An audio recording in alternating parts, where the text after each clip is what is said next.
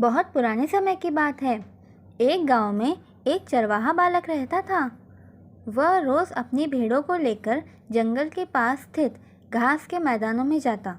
वहां वो भेड़ों को चरने के लिए छोड़ देता और खुद एक पेड़ के नीचे बैठकर उन पर निगाह रखता। उसकी यही दिनचर्या थी। दिन भर पेड़ के नीचे बैठे बैठे उसका समय बड़ी मुश्किल से कटता था। उसे बोरियत महसूस होती थी। वह सोचता कि काश मेरे जीवन में भी कुछ मज़ा और रोमांच आ जाए। एक दिन भेड़ों को चराते हुए उसे मजाक सूझा और वह ज़ोर ज़ोर से चिल्लाने लगा, भेड़िया आया, भेड़िया आया। वहाँ से कुछ दूरी पर स्थित खेतों में कुछ किसान काम कर रहे थे। चरवाहे बालक की आवाज़ को सुनकर वे अपना काम छोड़ उसकी सहायता के लिए दौड़ चले आए। लेकिन जैसे ही वे उसके पास पहुँचे, वो ठहाके मारकर हंसने लगा। किसान बहुत गुस्सा हुए। उन्होंने उसे डांटा और चेतावनी भी दी कि आज के बाद ऐसा मजाक मत करना।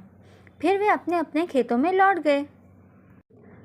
चरवाहे बालक को गांव के किसानों को भागते हुए अपने पास आता देखने में बड़ा मज़ा आया।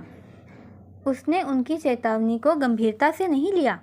अगले दिन उसे फिर से मस्खरी सूझी और वह फिर से चिल्लाने लगा, भेड़िया आया, भेड़िया आया। खेत में काम कर रहे किसान अनहोनी की आशंका में फिर से दौड़ चले आए, जिन्हें देखकर चरवाहा बालक फिर से ज़ोर ज़ोर से हंसने लगा। किसानों ने फिर उसे डांटा और चेतावनी भी दी, लेकिन उस पर इसका कोई असर नहीं हुआ। उसके बाद जब तब वो किसानों को इसी तरह भेड़िया आया कहकर बुलाता रहा। बालक के साथ कोई अनहोनी ना हो जाए, ये सोचकर किसान भी आते रहे, लेकिन वे उसकी इस शरारत से बहुत परेशान होने लगे थे।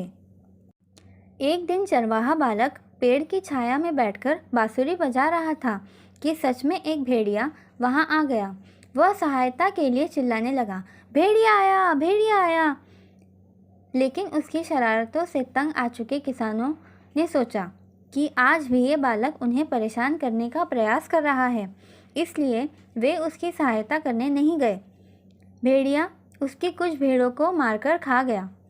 चरवाहा बालक दौड़ते हुए खेत में काम कर रहे किसानों के पास पहुंचा और रोने लगा, आज सचमुच भेड़िया आया था, वो मेरी कुछ भेड़ों को मारकर खा गया।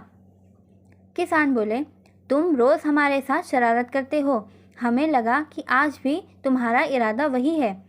तुम हमारा भरोसा खो चुके थे, इसलिए हम में से कोई तुम्हारी मदद के लिए नहीं आया। चरवाहे बालक को अपनी गलती का एहसास हुआ और उसने प्रण लिया कि वह फिर कभी झूठ नहीं बोलेगा और दूसरों को परेशान नहीं करेगा।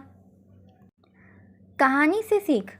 इस कहानी से हमें यही सीख मिलती है कि बार बार झूठ बोलने से लोगों के विश्वास पर चोट पहुंचती है और उनका विश्वास टूट जाता है।